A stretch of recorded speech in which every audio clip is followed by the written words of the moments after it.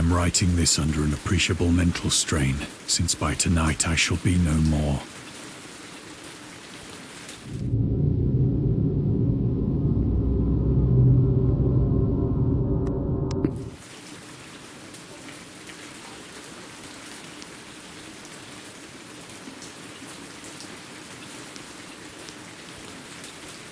Penniless, and at the end of my supply of the drug which alone makes life endurable, I can bear the torture no longer, and shall cast myself from this garret window into the squalid street below.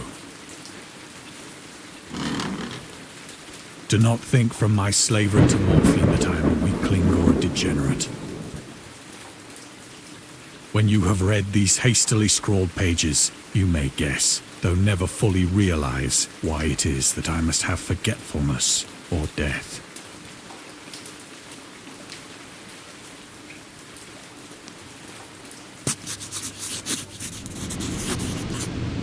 It was in one of the most open and least frequented parts of the broad Pacific that the packet of which I was supercargo fell a victim to the German sea raider.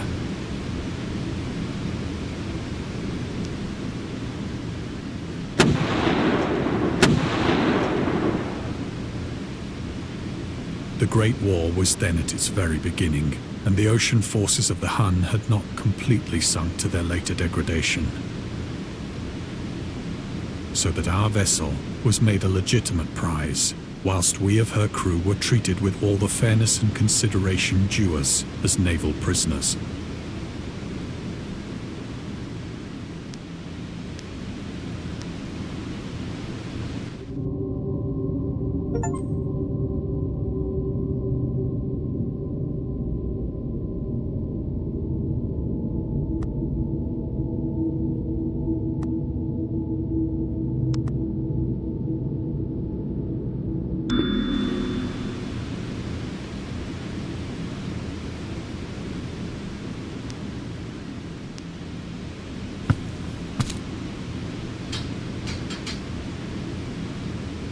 So liberal, indeed, was the discipline of our captors, that 5 days after we were taken, I managed to escape alone, in a small boat, with water and provisions for a good length of time.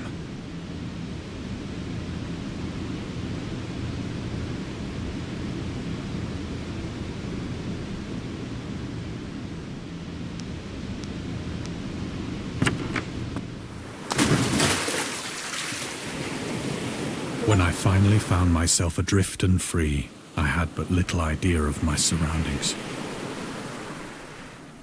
Never a competent navigator, I could only guess vaguely by the sun and stars that I was somewhat south of the equator. Of the longitude, I knew nothing, and no island or coastline was in sight.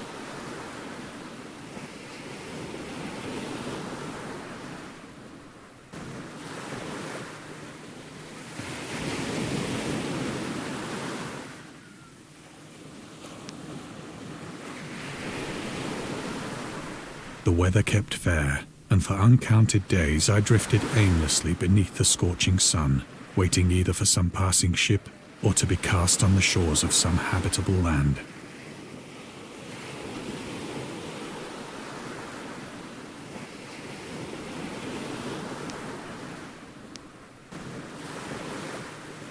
But neither ship nor land appeared, and I began to despair in my solitude upon the heaving vastness of unbroken blue.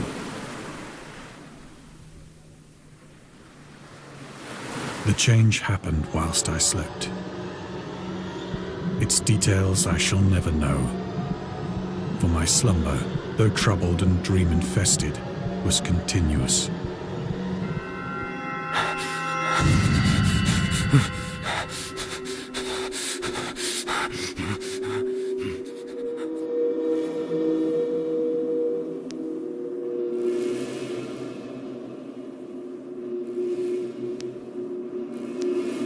When at last I awoke, it was to discover myself half sucked into a slimy expanse of hellish black mire, which extended about me in monotonous undulations as far as I could see, and in which my boat lay grounded some distance away. Though one might well imagine that my first sensation would be of wonder at so prodigious and unexpected a transformation of scenery, I was in reality more horrified than astonished. For there was in the air and in the rotting soil a sinister quality which chilled me to the very core. The region was putrid with the carcasses of decaying fish and of other less describable things which I saw protruding from the nasty mud of the unending plain.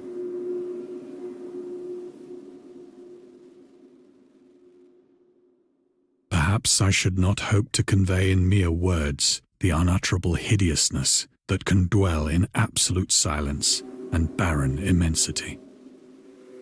There was nothing within hearing and nothing in sight save a vast reach of black slime.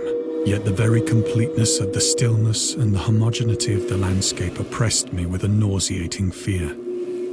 The sun was blazing down from a sky which seemed to me almost black in its cloudless cruelty, as though reflecting the inky marsh beneath my feet.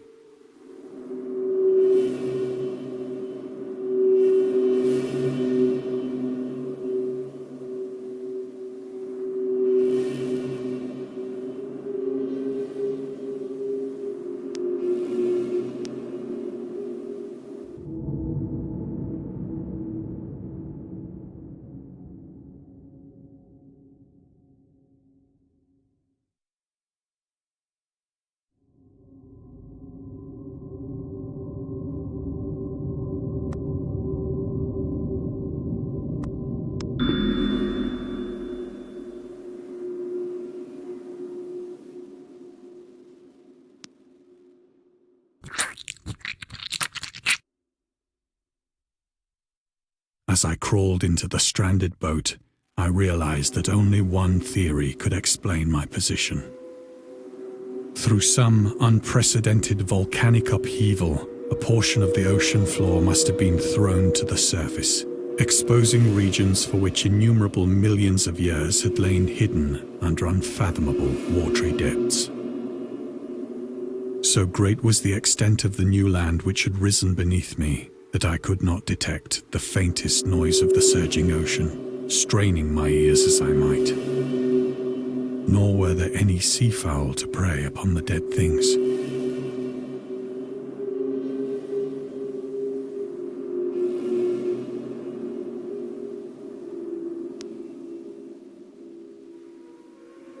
For several hours I sat thinking or brooding in the boat, which lay upon its side and afforded a slight shade as the sun moved across the heavens. As the day progressed, the ground lost some of its stickiness and seemed likely to dry sufficiently for traveling purposes in a short time. That night I slept but little, and the next day I made for myself a pack containing food and water, preparatory to an overland journey in search of the vanished sea and possible rescue.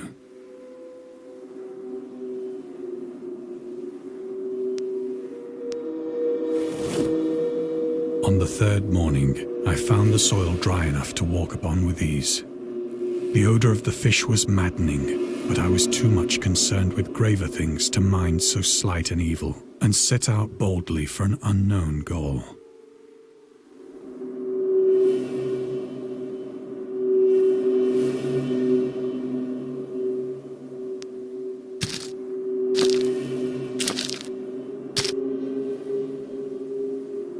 All day I forged steadily westward, guided by a faraway hummock which rose higher than any other elevation on the rolling desert.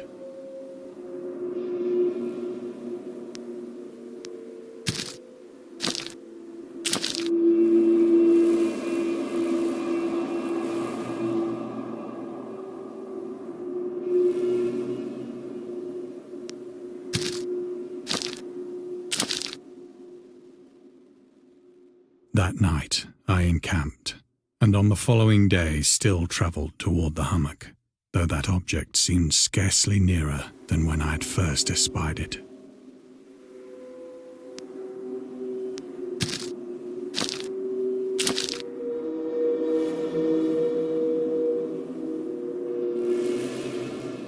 By the fourth evening, I attained the base of the mound. which turned out to be much higher than it had appeared from a distance. An intervening valley setting it out in sharper relief from the general surface. Too weary to ascend, I slept in the shadow of the hill.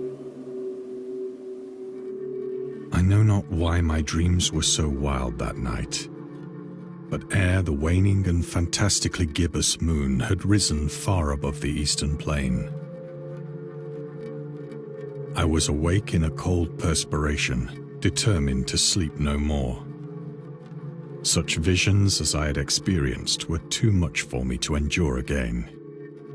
And in the glow of the moon I saw how unwise I had been to travel by day. Without the glare of the parching sun, my journey would have cost me less energy. Indeed, I now felt quite able to perform the ascent which had deterred me at sunset. Picking up my pack, I started for the crest of the eminence.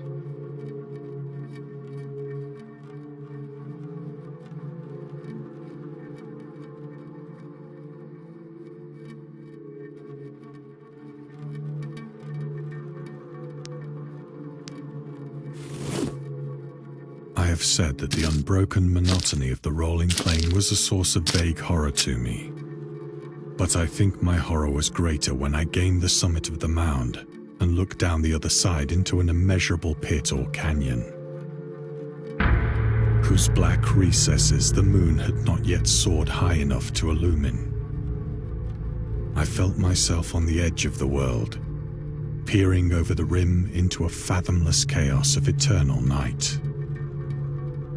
Through my terror ran curious reminiscences of Paradise Lost, and of Satan's hideous climb through the unfashioned realms of darkness. As the moon climbed higher in the sky, I began to see that the slopes of the valley were not quite so perpendicular as I had imagined.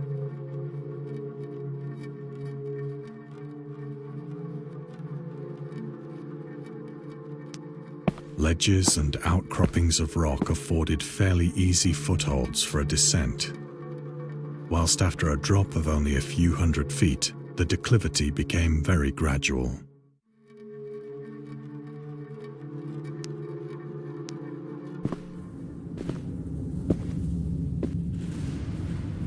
Urged on by an impulse which I cannot definitely analyze, I scrambled with difficulty down the rocks and stood on the gentler slope beneath.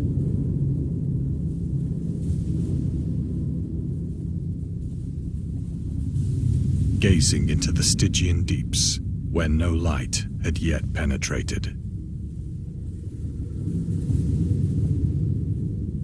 All at once, my attention was captured by a vast and singular object on the opposite slope, which rose steeply about 100 yards ahead of me. An object that gleamed whitely in the newly bestowed rays of the ascending moon.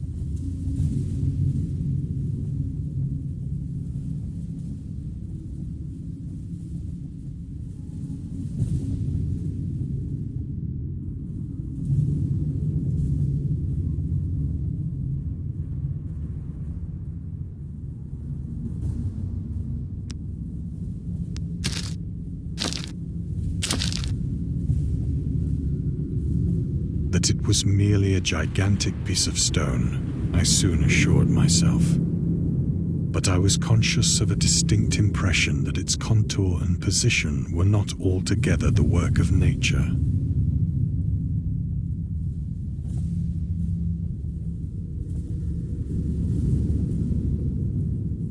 A closer scrutiny filled me with sensations I cannot express.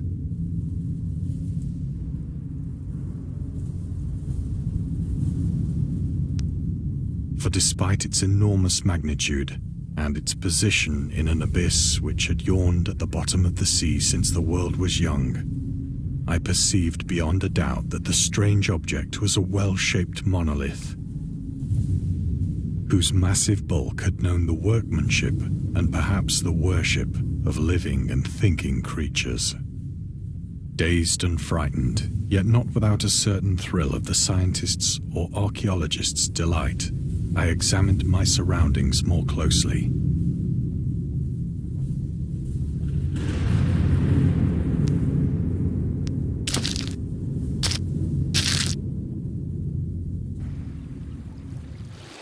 The moon, now near the zenith, shone weirdly and vividly above the towering steeps that hemmed in the chasm, and revealed the fact that a far-flung body of water flowed at the bottom, winding out of sight in both directions and almost lapping my feet as I stood on the slope.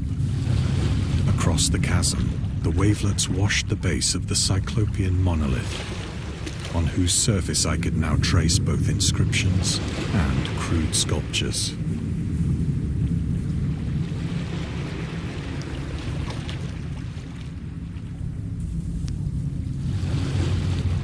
The writing was in a system of hieroglyphics unknown to me and unlike anything I'd ever seen in books, consisting for the most part of conventionalized aquatic symbols such as fishes, eels, octopi, crustaceans, mollusks, whales, and the like. Several characters obviously represented marine things which are unknown to the modern world, but whose decomposing forms I had observed on the ocean-risen plain. It was the pictorial carving, however, that did most to hold me spellbound.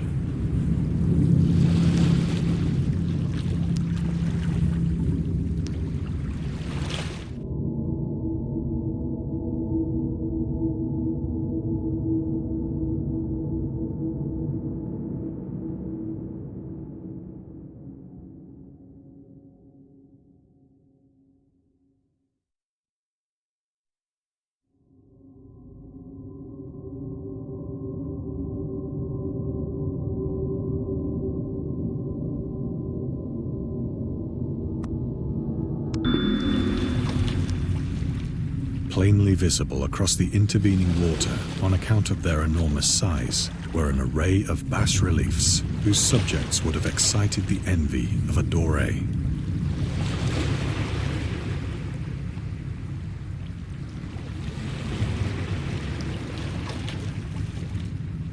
I think that these things were supposed to depict men, at least a certain sort of men, though the creatures were shown disporting like fishes in the waters of some marine grotto, or paying homage at some monolithic shrine which appeared to be under the waves as well.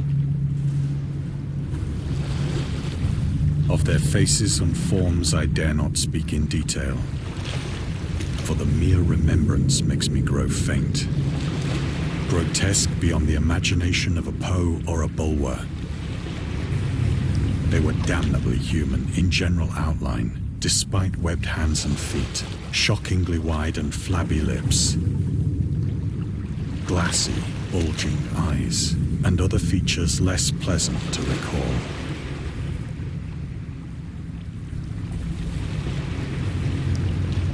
Curiously enough, they seemed to have been chiseled badly out of proportion with their scenic background.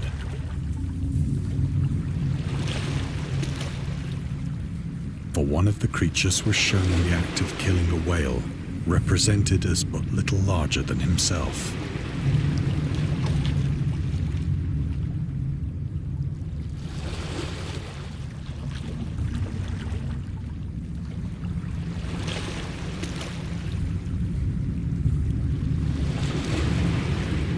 I remarked, as I say, their grotesqueness and strange size.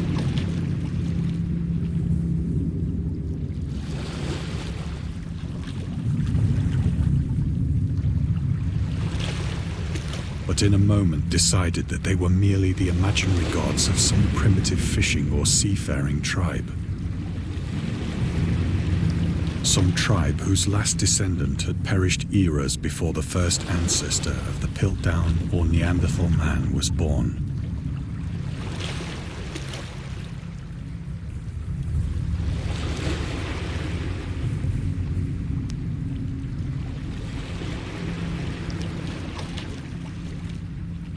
Awestruck at this unexpected glimpse into a past beyond the conception of the most daring anthropologist.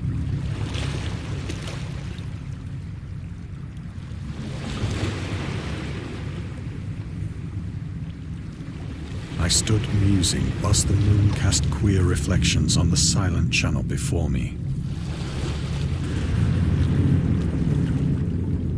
Then, suddenly, I saw it.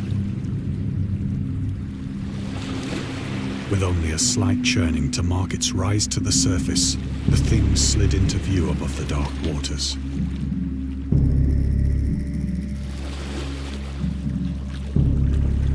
Vast, polyphemus-like and loathsome, it darted like a stupendous monster of nightmares to the monolith, about which it flung its gigantic scaly arms, the while it bowed its hideous head and gave vent to certain measured sounds.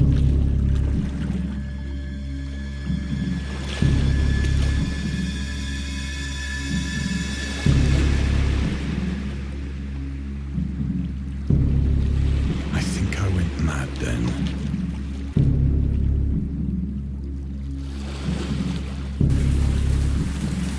Of my frantic ascent of the sloping cliff, and of my delirious journey back to the stranded boat.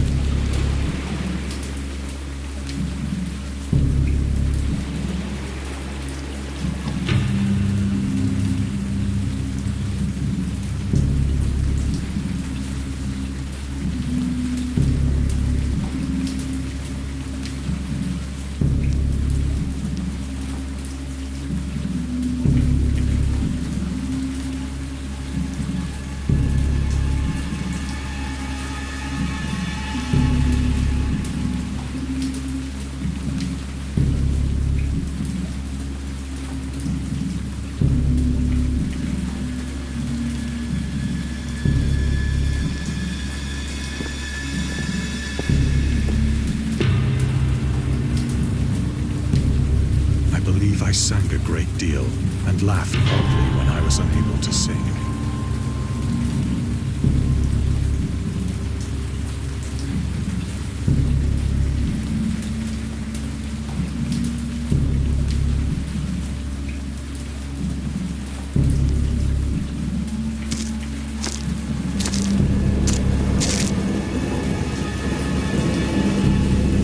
I have indistinct recollections of a great storm sometime after I reached the boat.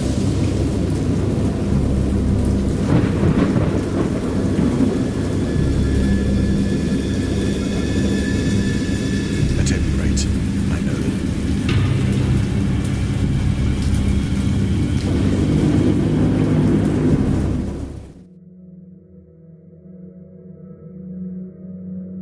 when I came out of the shadows, I was in a San Francisco hospital.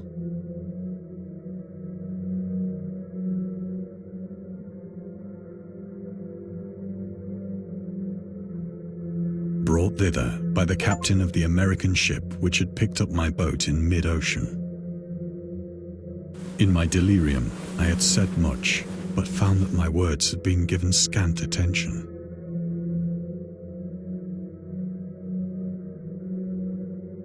Of any land upheaval in the Pacific, my rescuers knew nothing. Nor did I deem it necessary to insist upon a thing which I knew they could not believe.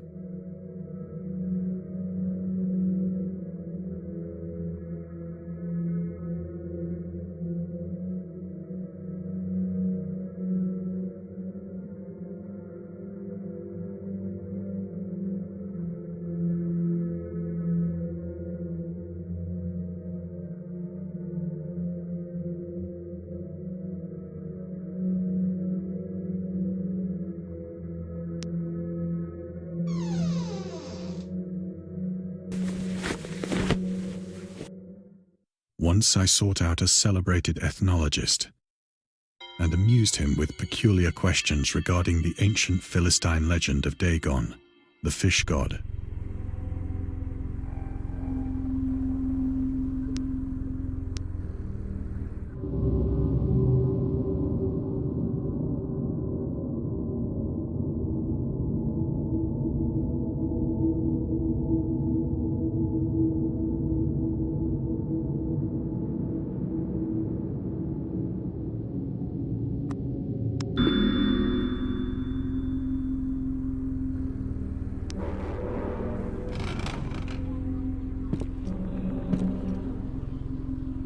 But soon perceiving that he was hopelessly conventional, I did not press my inquiries.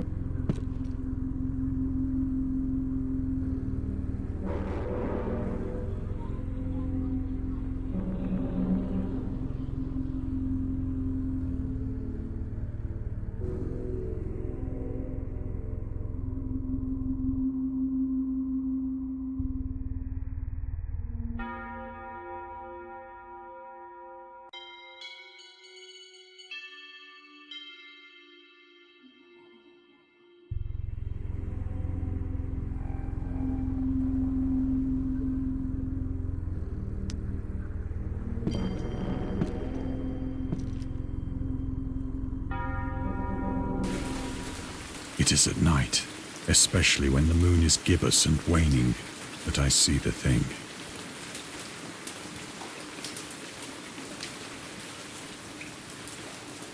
I tried morphine, but the drug has given only transient surcease and has drawn me into its clutches as a hopeless slave.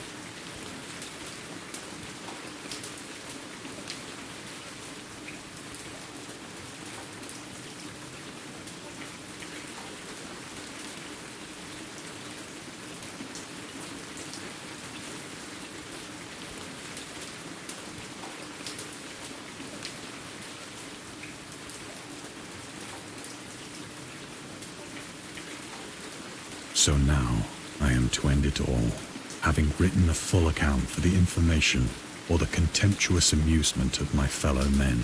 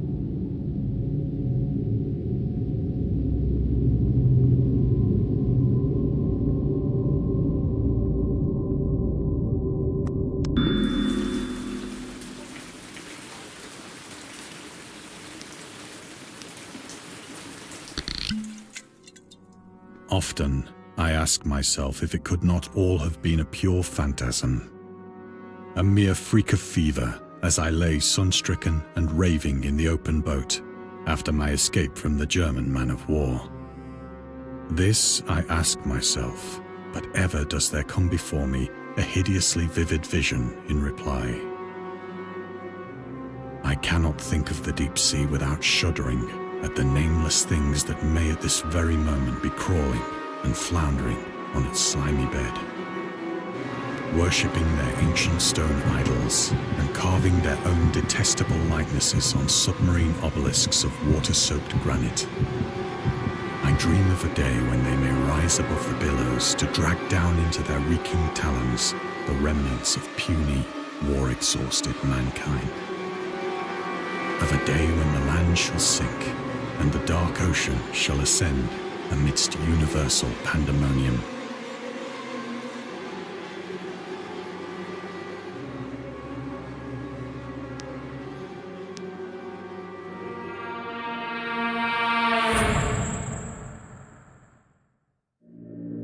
The end is near. I hear a noise at the door, as of some immense slippery body lumbering against it.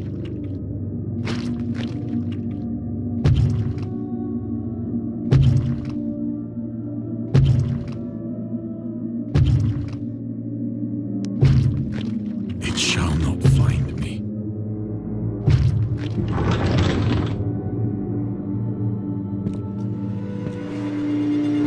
God, that hand!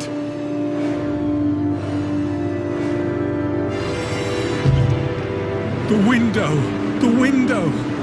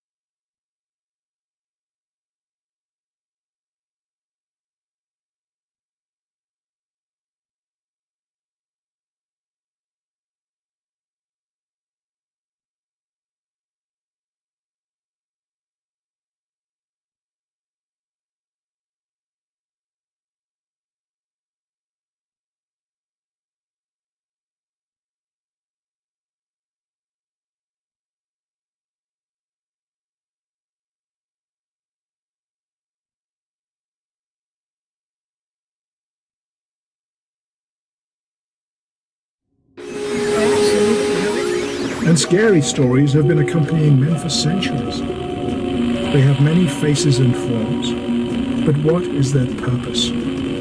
Why do we enjoy being afraid so much? During our therapy, I'll try to